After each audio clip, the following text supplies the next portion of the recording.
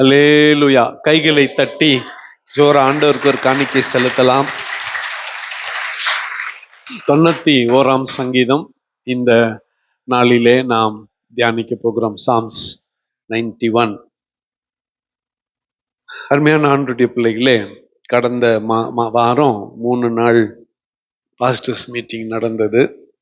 100க்கும் அதிகமான ஊழியக்காரிகள் வந்து ஆண்டவருடைய வார்த்தையை அறிந்து கொண்டு சென்றார்கள்.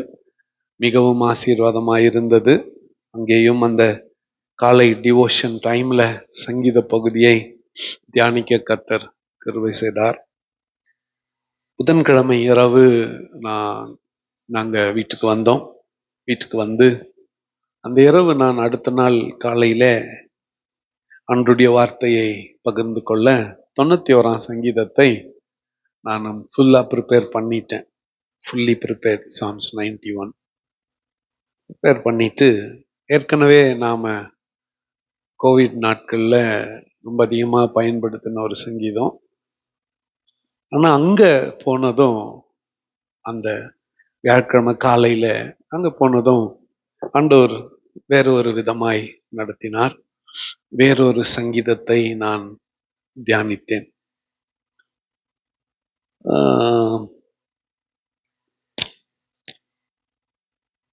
ஆனா 91 சங்கீதம் அந்த வார்த்தைகள் என் நினைவில் ஓடிக்கொண்டே இருந்தது. சோத்திரம். இந்த 91 சங்கீதத்தை குறித்த சில விவரங்களை உங்களோடு நான் பகிர்ந்து கொள்ள விரும்புகிறேன். இந்த பரிசுத்த வேதாகமத்துல ஒரு சில பகுதிகளை யூதர்கள் ஏற்றுக்கொள்வதில்லை. பைபிள் இருந்தாலும் படிக்க மாட்டாங்க. அவங்களுக்கு இது லீகல் டாக்குமெண்ட் கிடையாது. புதிய ஏற்பாடு முழுக்க அவங்க வச்சுக்கப்படாத யூதர்கள், ஆர்த்தடாக்ஸ் ஜூஸ், நியூ டெஸ்ட்மெண்ட்டை ஏத்துக்கிறதே இல்லை. 53 அதிகாரம் ஏசாயா ஏற்றுக்கிறது இல்லை. 59 66 வரை அதை பெருசா ஏத்துக்கிறது இல்லை. அவங்க ஏத்துக்கிற ஒரு பகுதி என்னன்னா, மெயினா யாத்ராகமம், லேவியராகமம், எண்ணாகமம், உபாகமம், மோசே எழுதின ஆகமங்கள், ஆதி ஆகமம் உள்பட ஏறத்தர எல்லாருக்கும் மனப்பாடமா தெரியும். அதை ஏற்றுக்கொள்வார்கள். சங்கீத பகுதியில கூட செலக்டிவ். 2ஆம் சங்கீதத்தை ஏத்துக்க மாட்டாங்க. 22ஆம் சங்கீதத்தை ஏத்துக்க மாட்டாங்க. அவைகள் எல்லாம் ஆண்டவராகிய இயேசு கிறிஸ்துவை குறித்து சொல்லக்கூடிய சங்கீதங்கள். அவைகளை ஏற்றுக்கொள்ள மாட்டாங்க. ஆனா ஒரு பக்கம் யூதர்கள், இன்னொரு பக்கம் கிறிஸ்தவர்கள் என்று சொல்லி எல்லா 2 கூட்டத்தாரும் ஏற்றுக்கொள்ளக்கூடிய பகுதி கொஞ்சம் பைபிள்ல இருக்கு. அதுல சங்கீத பகுதியில குறிப்பா 91 சங்கீதம் எல்லாரும் ஜூடோ கிறிஸ்டியன் ஃபெய்த். இந்த சங்கீதத்துக்கு தலைப்பை நீங்க மறந்துட்டு இருப்பீங்க. ஆரோகண சங்கீதத்தை நான் காலை ஜெபத்துக்கு எடுத்தப்போ அந்த தலைப்பே ஜூடோ கிறிஸ்டியன் ஃபெய்த், யூத கிறிஸ்தவ நம்பிக்கை. அதுல முக்கியத்துவம் வகிக்கிறது இந்த 91 சங்கீதம். நம்முடைய பிள்ளைகள் பிள்ளை பருவத்திலிருந்து வாலிப பருவத்துக்கு போனா, பெண் பிள்ளைகளாயிருந்தாலும் ஆண் பிள்ளைகளாயிருந்தாலும், ஆண் பிள்ளைகளாயிருந்தால் 12 வயது முடிந்து டீனுக்குள்ள பிரவேசிக்கிறாங்கல்ல, 13க்குள்ள பிரவேசிக்கிறாங்கல்ல, அன்னைக்கு பார் மித்வா அப்படிங்கிற ஒரு நிகழ்ச்சி நடத்துவாங்க. நம்ம கிறிஸ்தவ ஃபெய்த்ல ஞானஸ்நானம் கொடுப்பது. அன்னைக்கு என்ன நடக்கும் அப்படின்னா, ஒரு பக்கம் பாஸ்டர், இன்னொரு பக்கம் பெற்றோர், இன்னொரு பக்கம் பிள்ளைகள். இந்த 3 பக்கமும் 3 பேரும் இருப்பாங்க. ஓகே, பாஸ்டர் வாசிக்க வேண்டிய வசனம் ஒரு 3-4 இருக்குது. பெற்றோர் வாசிக்க வேண்டிய வசனம் ஒரு 4 இருக்குது.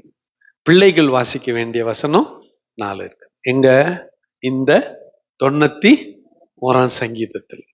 சரி, இதை வாசித்து தான் அந்த பிள்ளைகளை ஆண்டவருக்கு ஒப்பு கொடுப்பார்கள். அது ஒரு வகையான ஞான ஸ்நானம்.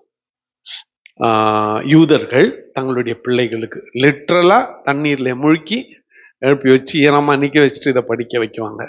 சரி, இதெல்லாம் இதுக்கு பின்னால இருந்தாலும் இந்த சங்கீதத்துக்கு ஒரு கூட்டத்தார் மோசே இந்த சங்கீதத்தை எழுதினார் என்று சொல்லி ஒரு தனி தலைப்பு வச்சு மித்ராஸ், சொல்லுங்க, மெட்ராஸ் இல்ல, மித்ராஸ், மித்ராஸ் சொல்லுங்க, மித்ராஸ் அப்படின்னா வெறும் கையா ஆயுதங்கள் இல்லாம பள்ளத்தாக்கில யோசுவா போய் என்ன பண்ணான்?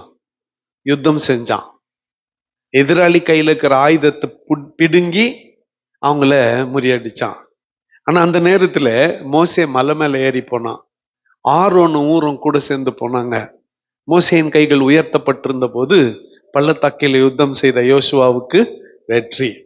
மோசேயினுடைய கைகள் தாழ்ந்து போன போது தோல்வி. இது ஆரோனும் ஊரும் பார்த்தாங்க.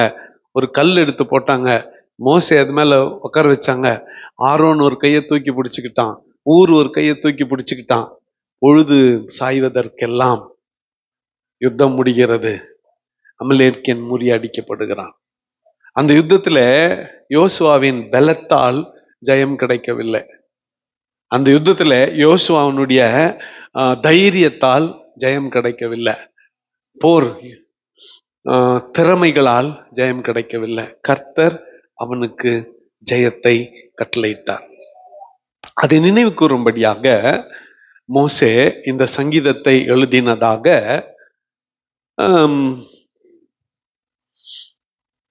மித்ராஸ் அவர்கள் சொல்லுகிறார்கள். எப்பவுமே ரெண்டு பிரிவு இருக்கும் இல்லையா? இன்னொரு கூட்டம் இருக்கிறாங்க, அவங்க இல்ல தாவீது தான் இந்த சங்கீதத்தை எழுதினது, எத்தனையோ யுத்தங்களை முன்னின்று நடத்தினவன், ஒவ்வொரு வேளையிலும் கர்த்தர் அவனை காப்பாற்றினார், ஆகவே அவன் தான் இதை எழுதியிருக்க வேண்டும் என்று ஒரு கூட்டத்தார். நம்மளை பொறுத்தவரையிலும் தாவீது எழுதியிருந்தாலும் பரவாயில்ல, மோசே எழுதியிருந்தாலும் பரவாயில்ல, ரெண்டு பேரும் சேர்ந்து எழுதியிருந்தாலும் பரவாயில்ல, நமக்கு பிரிச்சு நமக்குதா, அது போதும் நமக்கு. ஹல்லேலூயா, ஒரு அல்லேலூயா சொல்லுங்க. அடுத்து இந்த சங்கீதத்திற்கென்று ஒரு தனி சிறப்பு என்னன்னா, powerful expression of God's protection and refuge. கர்த்தர் எப்படி ஒரு மனிதனை பாதுகாப்பார், அடுத்து எப்படி அவர் அடைக்கலமாக வைப்பார் என்பதற்கு இந்த சங்கீதம் ஒரு அற்புதமான எடுத்துக்காட்டு. How will God protect someone who believes in, someone who loves him? ஆண்டவரை நேசிக்கிற ஒருவனை, ஆண்டவரை விசுவாசிக்கிற ஒருவனை கர்த்தர் எப்படி பாதுகாப்பார் என்பதற்கு இந்த சங்கீதம் நல்லதொரு உதாரணம். 23ஆம் சங்கீதத்தை தியானிக்கும் பொழுது ஒரு வாக்கியம் தான் முக்கியம். அதை தொடர்ந்து வருகிறதெல்லாம் ஆசீர்வாதம் என்று சொல்லி இருந்தேன். ஞாபகம் இருக்கா? அப்போ வாக்கியம் அங்க கர்த்தரின், அதுக்கப்புறம் 10 ஆசீர்வாதங்கள். அதே மாதிரி இங்க கூட உன்னதமானவரின் மறைவில் இருக்கிறவன் சர்வ வல்லவருடைய நிழலில் தங்குவான். ஓகே, கொஞ்சம் கவனிங்க. போன வாரம் முழுக்க உலக அளவுல என்ன பிரச்சனை? யார் சொல்றீங்க பார்க்கலாம்? போன வாரம் முழுக்க உலக அளவுல என்ன பிரச்சனை? என்னப்பா? நிலநடுக்கம். ஆமா, அலஸ்கால நிலநடுக்கம் 7.3. அங்க நிறைய மக்கள் வாழ்வதில்லை, பனி பிரதேசம். ஆகவே அழிவை கணக்கிட முடியவில்லை. ஆனா மக்கள் வாழாத ரிமோட் பிளேஸ், அங்க பூமி அதிர்ச்சி. அப்புறம் ஃப்ளட், காட்டாற்று வெள்ளம். எங்க? அமெரிக்காவிலையும் வெள்ளம், ரஷ்யாவிலையும் வெள்ளம். நம்ம நாட்டுல வட மாநிலங்கள் 8 வட மாநிலங்கள் இன்னைக்கு தண்ணியில மூழ்கி இருக்கு. கொடி அசைச்சு வச்ச பிரிட்ஜுங்கெல்லாம் கொலாப்ஸ் ஆயினுக்குது நார்த் இந்தியாவில். நம்ம அது சொன்னா பாலிடிக்ஸ் என்னவீங்கோ, அரசியல் என்னவீங்கோ. கொடி அசைச்சு வச்ச பிரிட்ஜுங்கெல்லாம் கொலாப்ஸ் ஆயிருந்தது. ஒவ்வொரு பிரிட்ஜ் குஜராத்ல, ராஜஸ்தான்ல, மத்திய பிரதேஷ்ல பிரிட்ஜுங்கெல்லாம் கொலாப்ஸ் ஆயிருந்தது. மக்கள் மரித்து கொண்டு இருக்கிறார்கள். பெருவெள்ளம், இன்ஃப்ராஸ்ட்ரக்சர் எல்லாம் அழிச்சு நிற்குது. அமெரிக்காவில் ஃபர்ஸ்ட் டாலஸ், டெக்சஸ் மாகாணத்தில், அடுத்து நியூயார்க்ல, அப்புறம் நியூ மெக்சிகோல, அங்கெல்லாம் அந்த பட்டணத்தினுடைய வடிவமைப்பே இந்த மாதிரி மழை வந்துட்டா ஓடி ஒளிஞ்சுக்க ஷெல்டர் ஹோம்ஸ்ன்னு சொல்லுவாங்க. ஷெல்டர் ஹோம்ஸ் அப்படின்னா வீட்டை அப்படியே விட்டுட்டு ஓடி போய் அந்த வீட்டில் அங்கே போய் ஒளிஞ்சுக்கலாம். சாப்பாடு, தங்குற இடம் எல்லாம் இருக்கும். இந்த முறை ஷெல்டர் ஹோமுங்களே அச்சுன்னு போயிடுச்சு. அப்படி பாதுகாப்புக்காக ஏற்படுத்தி வைக்கப்பட்டிருந்த கட்டடங்கள் முதற்கொண்டு போயிருச்சு. ஒரே ஒரு அரை மணி நேரத்துக்கெல்லாம் ஒரு நதி 26 அடி உயர்ந்துருச்சு. ரிவர் ரோஸ் 26 feet 45 minutesல. யாரால தாங்க முடியும்? பேரழிவு. இப்போ ஷெல்டர் தானா? பாதுகாப்பான இடங்களில் மக்கள் தங்கி வைக்கப்பட்டார்கள். கேள்விப்படுறீங்கல்ல, டிவியில சொல்றாங்க, பாதுகாப்பான இடங்களில் மக்கள் தங்க வைக்கப்பட்டார்கள். இப்ப பாதுகாப்பான இடங்களே அடித்து கொண்டு போய்விட்டது. பாதுகாப்பான இடங்கள் என்று சொல்ல ஒன்றுமே இல்லை. ஃபர்ஸ்ட் எது நமக்கு பாதுகாப்பு? ஊஸ் அவர் ப்ரொடெக்ஷன், அல்லது யார் நமக்கு பாதுகாப்பு? அதை நம்ம ஃபர்ஸ்ட் எஸ்டாப்ளிஷ் பண்ணிக்கிட்டா பின்வரும் ஆசீர்வாதங்கள் எல்லாம் நமக்கு சொந்தம். போன வாரம் சொன்ன கர்த்தர் மேய்ப்பராயிருக்கிறார் அப்படின்னு உடனே 10 ஆசீர்வாதங்கள் எனக்கு சொந்தம். அது எப்போ மட்டும்தான்? It's a conditional blessing. கர்த்தர் எனக்கு மேய்ப்பரா இருந்தா மட்டும்தான். அந்த மாதிரி இந்த சங்கீதம் கூட முதல் வசனம் என்ன சொல்லுகிறது என்றால், உன்னதமானவரின் மறைவில் இருக்கிறவன் சர்வ வல்லவருடைய நிழலில் தங்குவான். அல்லேலூயா. ஒரு கதையோடு கூட என் செய்தியை ஆரம்பிக்கலாம் என்று விரும்புகிறேன். ஒரு பெரிய மண்டபம், ரொம்ப வல்லமையா தூண்கள் வச்சு கட்டப்பட்ட மண்டபம். 100 மழை வந்துருச்சு. 100 பேர் அந்த மண்டபத்திலே இருக்கிறார்கள். வானத்துல இருந்து ஒரு சத்தம் உண்டாச்சு. ஒருத்தன் விதிக்காக ஒருத்தன், இந்த 90 பேர்ல ஒருத்தன் சாவணும். ஒருத்தனோட விதி, ஒருத்தன் கதை முடியுது. நீங்களே முடிவு பண்ணிக்கணும். இப்போ என்ன பண்ணாங்க, அந்த 100 பேரை ஒன்னா சேர்ந்தாங்க. ஒன்னா சேர்ந்து யார் ஒருத்தன் வெளியே போயிடுங்கன்னாங்க. எவன் போவான்? என்னால தான் இதுன்னு யார் ஒத்துக்கிறாங்க? உன்னால தான் இதுன்னு முன்னால தள்ளி விட்டு நம்ம காப்பாத்திக்க பாக்குறோம். ஒரு நாளும் நான் தான் அந்த தப்பு பண்ணேன்னு ஒத்துக்கிறதுக்கு யாரும் தயாரா இல்லைங்க. சரி, எல்லாம் அவங்கவுங்க நீதிமான்கள், அவங்கவுங்க பார்வையிலே. நான் ஒரு தப்பும் செய்யல, சோத்திரம், எந்த மிஸ்டேக் இல்லை. உங்களுக்கு தப்பு இல்லை, இருந்துன்னு போட்டோம், அப்படியே கிட்டமே. என்ன முடிவு பண்ணாங்க, அந்த மண்டபத்துக்கு வெளியே ஒரு மரம், ஒருத்தரா போய் மரத்தை தொட்டிட்டு வரலாம். யாரு விதியோ அவன் வெளியே சாப்பிட்டோம். 99 பேர் தப்பிச்சுக்கலான்னு ஒரு முடிவு எடுத்தாங்க. ஒருத்தனா போய் மரத்தை தொட்டுட்டு வந்தாங்க. வெளியே போனவனுக்கு யாருக்கும் ஒன்னாவில் 99 பேர் உள்ள தொட்டுட்டு வந்துட்டாங்க. அப்போ கண்டுபிடிச்சிட்டாங்க, அவன் ஒருத்தன் தான், இவனால தான் இப்ப பிரச்சனைன்னு. அவனுக்கு பிடிச்சித்தால்னா போக மாட்டேன்றான். நான் போக மாட்டேன், நான் போனா செத்துருவேன், நான் ஏன் சாகணும், நான் போக மாட்டேன்றான். எவ்வளோ ஃபோர்ஸ் பண்ணாங்க, ஆர்குமெண்ட் எல்லாம். அவன் போகவே மாட்டான். என்ன பண்ணாங்க, கயிறு போட்டு கட்டி தூக்கின்னு அவனை மரத்துல கட்டிட்டு, கட்டினவங்க எல்லாம் உள்ள வந்தாங்க பாரு, கோபுரம் எரிஞ்சு வந்துச்சு. யாரு கயிறு வெளியே கட்டினாங்களோ அவன் தப்பிச்சுக்கினான். 99 பேரும்.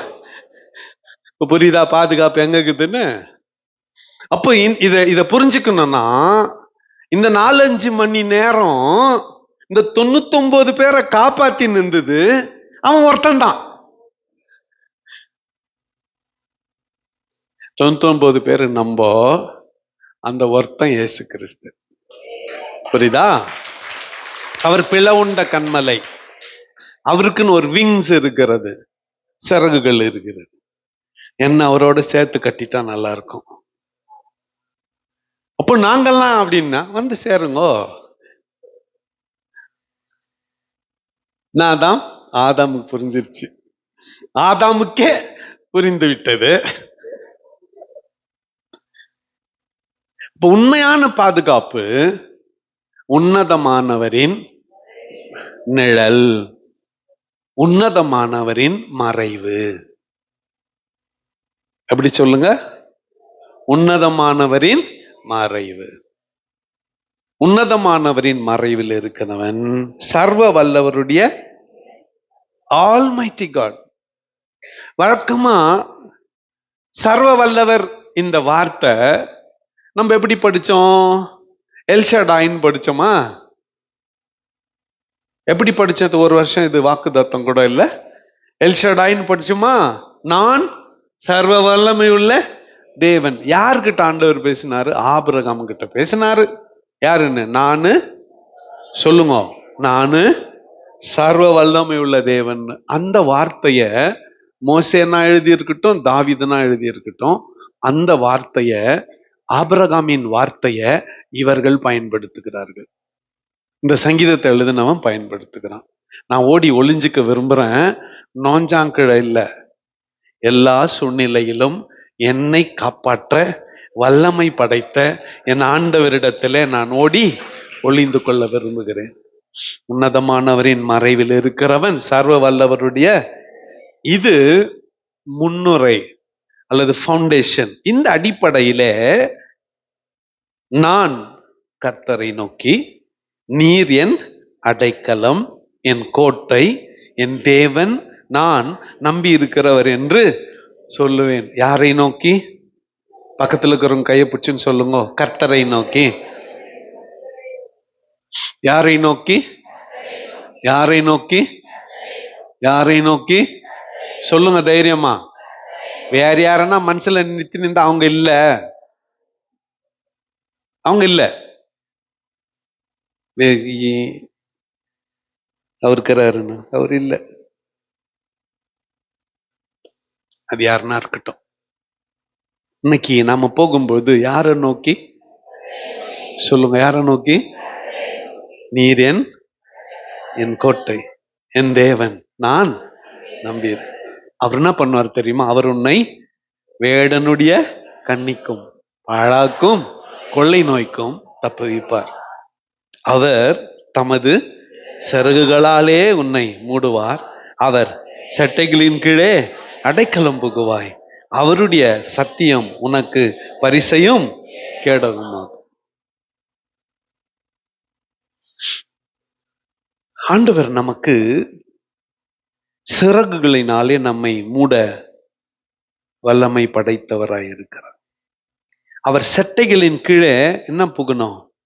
அடைக்கலம் புக வேண்டும். அவருடைய சத்தியம் நமக்கு பரிசையும் மார்க்கவசமும், அம்புகள் நமக்கு வந்தா வரக்கூடிய கேடகமாய் இருக்கும். ஆகவே இரவில் உண்டாகும் பயங்கரத்துக்கும், பகலில் பறக்கும் அம்புக்கும், இருளில் நடமாடும் கொள்ளை நோய்க்கும், மத்தியானத்தில் பாழாக்கும் சங்காரத்துக்கும் பயப்படாதிருப்பாய். அப்போ இரவில் ஒரு பயங்கரம் உண்டாகிறது. எந்த வலியும் வேதனையா இருந்தாலும் சரி, இரவில அதனுடைய தாக்கம் அதிகமா இருக்கும். நைட்ல தூக்கமே வராது. பல்லு வலினா கூட சரி இல்ல, எல்லாம் சிச்சிங்க தெரியல, அவங்கவுங்க நோவு அவங்கவுங்களுக்கு. இரவிலே நோயினுடைய வலியினுடைய தாக்கம் அதிகமா இருக்கும்.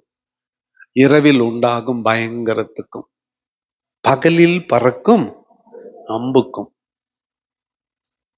பகலில் பறக்கும் அம்புக்கும், இருளில் நடமாடும் கொள்ளை நோய்க்கும், மத்தியானத்தில் பாழாக்கும் சங்காரத்துக்கும். என்ன சொல்லுங்க பக்கத்துல பார்த்து, பயப்படாத இருப்ப, பயப்படாத, பயப்படாத சொல்லுங்க.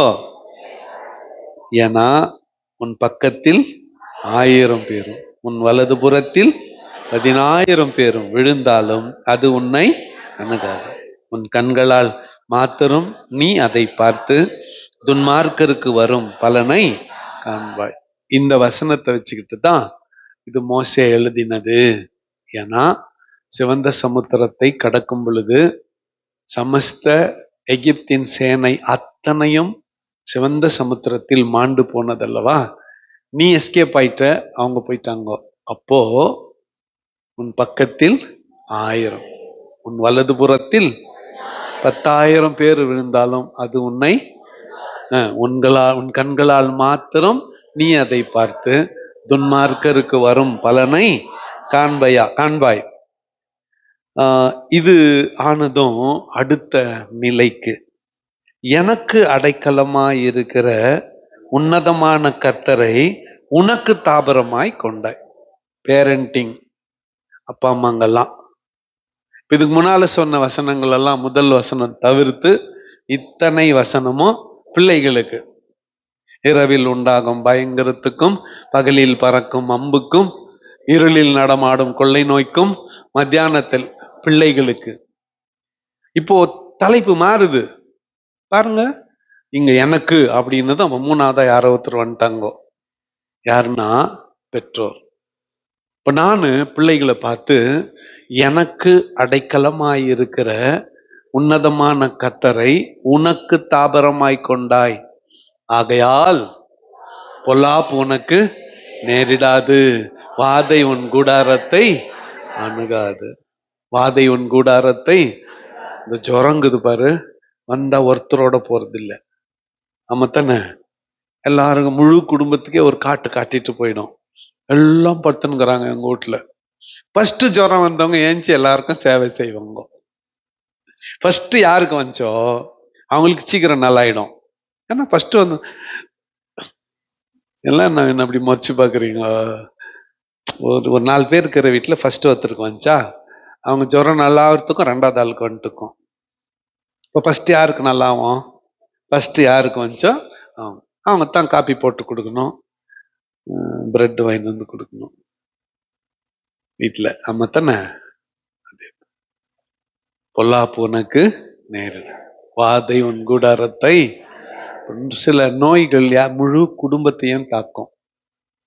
வாதை உன் கூடாரத்தை அணுகாது. அப்புறம் உன் வழிகளிலெல்லாம் உன்னை காக்கும்படி கர்த்தர் தம்முடைய தூதர்களுக்கு கட்டளையிடுவார். உன் வழிகளில் எல்லாம் உன்னை காக்கும்படி கர்த்தர் தம்முடைய தூதர்களுக்கு கட்டளையிடுவார்.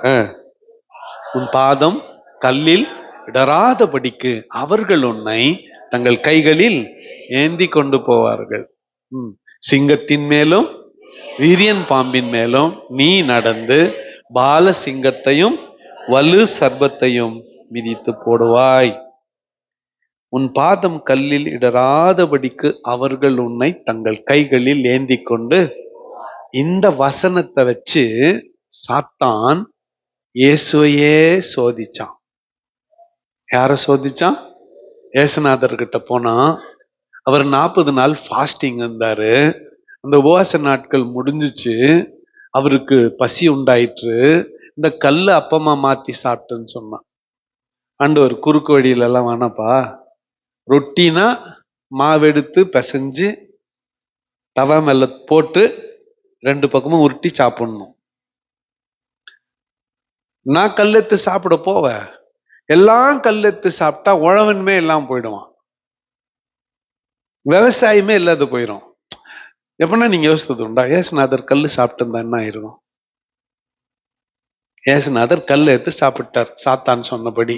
நீனா ஜெபம் பண்ணியிருப்ப பசியாக்குறப்பெல்லாம், ஆண்டவரே இந்த கல் என்னவா மாத்துங்க, ஏன்னா நீ மாத்தி சாப்பிட்ட. ஒருத்தர் வேலைக்கு போயிருப்பீங்க, சொல்லுங்க மனசாட்சி தொட்டு, ஒருத்தர் வேலைக்கு போயிருப்பீங்க. நோ, நேரா எங்க இங்க வேணா.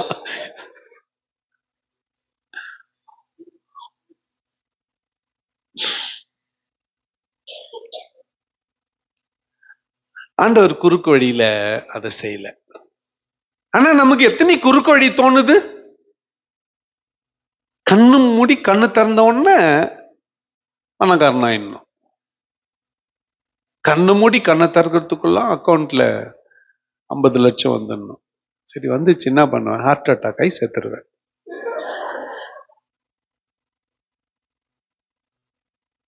மனசாட்சி தொட்டு சொல்லுங்க, அப்படித்தானே நடக்கும்.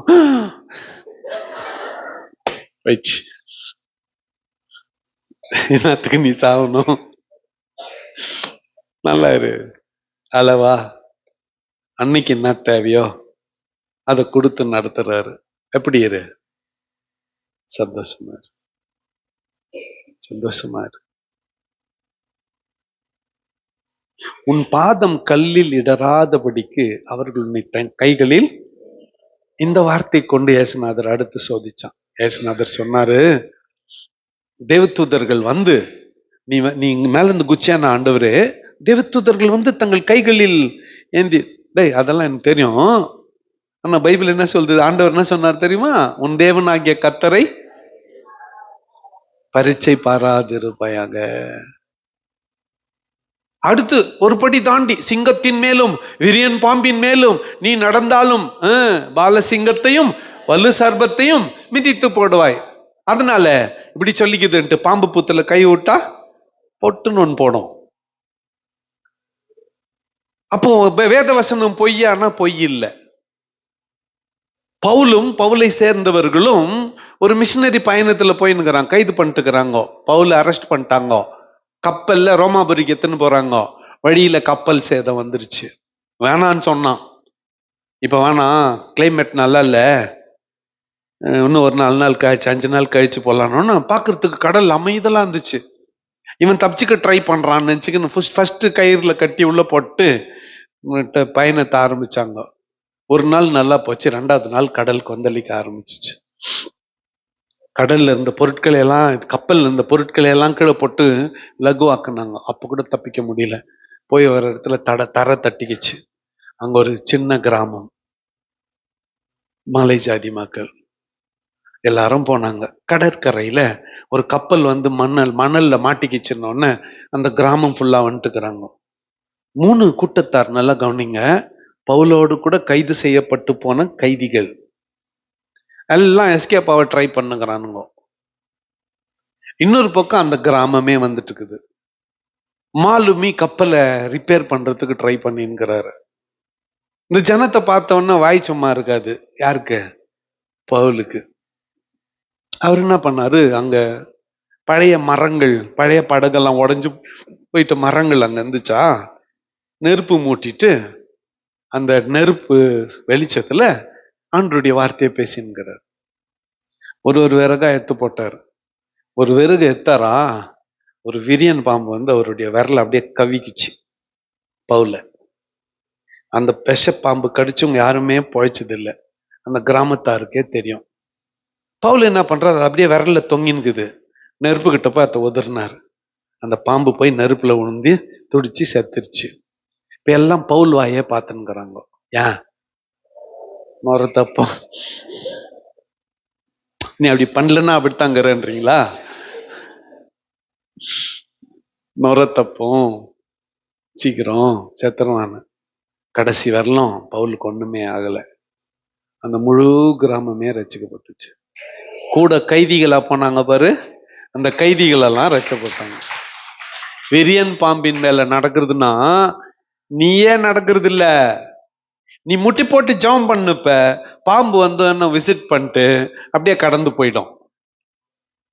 சொல்றது புரியுதா? பாம்பு வந்து உன்னை விசிட் பண்ணிட்டு அப்படியே கடந்து போயிடும்.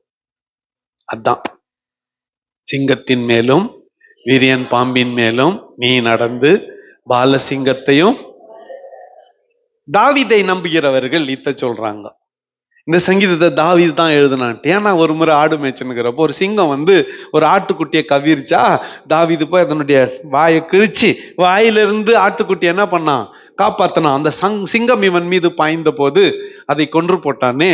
அதனால இந்த 13ஆம் வசனம், சிங்கத்தின் மேலும் விரியன் பாம்பின் மேலும் நீ நடந்து பாலசிங்கத்தையும் வலு சர்பத்தை. ஆகவே இது தாவீது எழுதினதுன்னு ஒரு கூட்டத்தார் சொல்றாங்க. சரி, இதுவரையிலும் பெற்றோர் பிள்ளைகளை பார்த்து சொல்லுகிற வார்த்தை.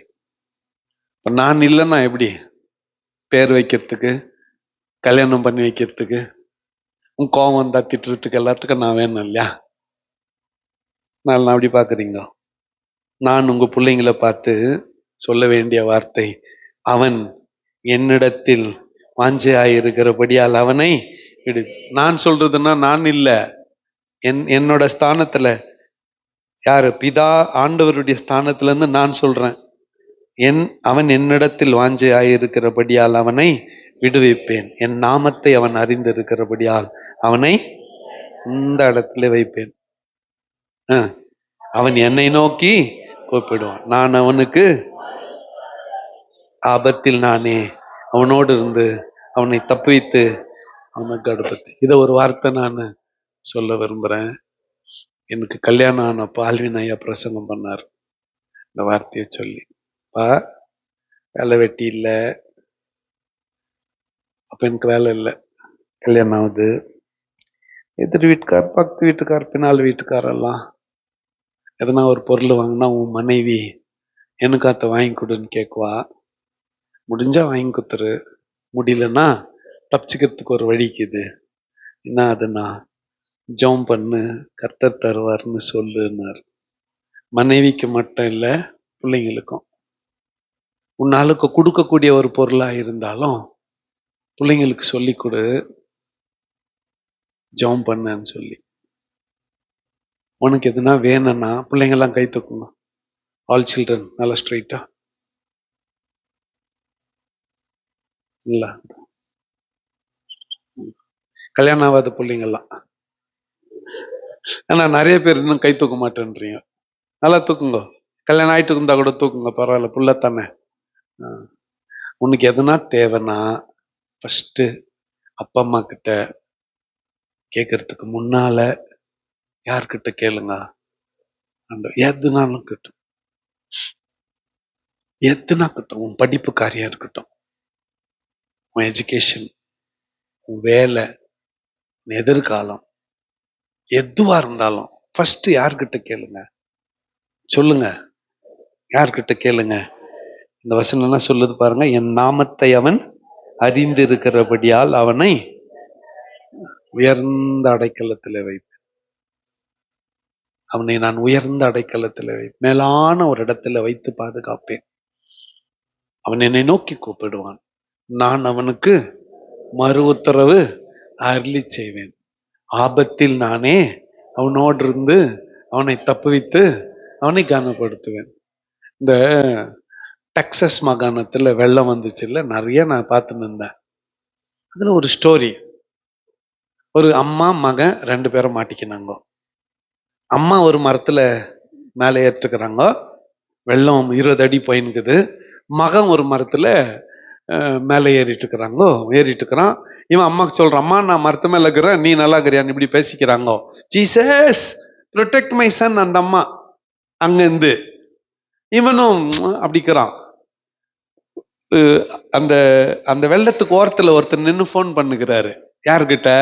அவங்க friend. I am safe, I see 2 people caught here சொல்லுங்கிறாரு. நான் பாதுகாப்பா நின்னுக்கிறேன், 2 பேர் மாட்டின்னுக்கிறாங்கோ அப்படின்ன உடனே பாதுகாப்பா நின்னுந்தாரு பாரு, அவரு அடிச்சுன்னு போயிட்டாரு.